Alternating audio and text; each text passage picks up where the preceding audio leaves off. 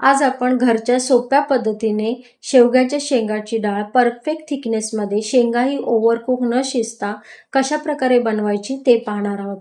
त्यासाठी मी इथे 1 वाटी तूर डाळ, अर्धी वाटी मूग डाळ स्वच्छ 4 ते 5 वेळा धुवून घेतली आहे. याच्यामध्ये 2 ग्लास पाणी घालायचं, 1 टोमॅटो चिरून घालायचा, 4 ते 5 हिरव्या मिरच्या घालायच्या, थोडीशी हळद घालायची आणि कुकरमध्ये हिच्या 4 ते 5 शिट्या करून घ्यायच्या. इथे मी शेवग्याच्या शेंगा घेतल्या आहेत. मोठ्या होत्या म्हणून मी हिचे 2 तुकडे करून घेतले आहेत. आता हिचे या प्रकारे मध्यम आकाराचे तुकडे कट करून घ्यायचे. हिचं आपल्याला जे वरचं ग्रीन कलरचं आवरण आहे तेवढंच काढून घ्यायचं आहे, खूप जास्त सोलायची नाही. तुम्ही जर ताज्या आणि कोवळ्या शेवग्याच्या शेंगा घेतल्या असतील तर याचं इझिली वरचं जे आवरण आहे ग्रीन कलरचं ते निघून जातं. लक्षात ठेवा, शेवग्याच्या शेंगा कधीही डाळ शिजवताना कुकरमध्ये घालायच्या नाहीत. त्या ओव्हरकुक होतात, खूप जास्त शिजल्या जातात.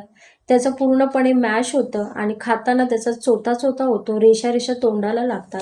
मी या प्रकारे सर्व शेवग्याच्या शेंगा सोलून घेतल्या आहेत. डाळ आपली घोटून घ्यायची, छान शिजली आहे. नॉर्मली जशी फोडणी देतो तशी फोडणी घालून घ्यायची. थोडंसं हिंग घालायचं, याच्यामध्ये डाळ ॲड करायची. आता याच्यामध्ये पाणी घालताना थोडंसं जास्त पाणी घालायचं. मीठही नेहमी डाळीमध्ये घालतो त्याच्यापेक्षा थोडंसं जास्त घालायचं आहे. आता आपली ही डाळ थोडीशी पातळ आहे, तिला एक उकळी येऊ द्यायची. एक उकळी आल्यानंतर मी इथे शेवग्याच्या शेंगाही धुवून याच्यामध्ये घातल्या आहेत. आता ह्या शेंगा आपल्याला 7 ते 8 मिनटं मंद आचेवरती डाळीबरोबर शिजू द्यायच्या आहेत. डाळ आपली व्यवस्थित मिक्स करून घ्यायची. मी डाळ शिजवताना याच्यामध्ये थोडंसं मीठ आणि हळद अजून एकदा घातली होती, का तर डाळीचा कलर आणि डाळ समप्रमाणामध्ये शेवग्याच्या शेंगा आणि डाळ तेवढाच रुचकर लागावे यासाठी मी थोडंसं मीठही घातलं होतं.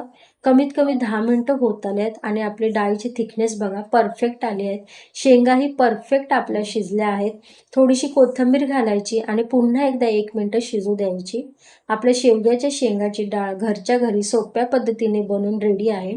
तुम्ही जर बिगिनर्स असाल तर मी तुम्हाला रेसिपी परफेक्ट प्रमाणामध्ये व्यवस्थित स्टेप बाय स्टेप सांगितले आहे.